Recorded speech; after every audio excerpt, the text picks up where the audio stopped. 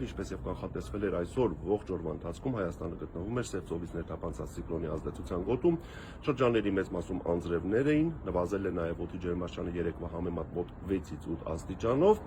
բայց հունիսի 28-ից սկսած այդ ցիկլոնը գրեթե ամբողջությամբ դուրս կգա մեր տարածաշրջանից, իր տեղը զիջելով հարավ-արևմուտքից ներթափանցող արևադարձային տաք-օդային հոսանքներին։ Վաղը երկրի մեծ մասում արդեն կհաստատվի առանց տեղումների եղանակ, կարճատև անձրևներ հնարավոր են միայն Սյունիքում,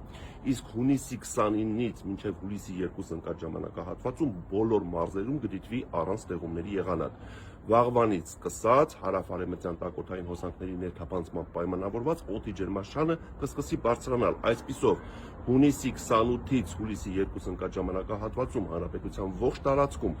օդի ջերմաստիճանը կբարձրանա 5-ից 7 աստիճանով եւ արդեն հուլիսի 2-ին Հայաստանի տաք գոտիներում, դրանք են Սյունիքի հովիտներ, Արարատյան դաշտ, Երևան, ցերեկային ժամերին ջերմաստիճանը կհասնի 35-ից 36 աստիճանի։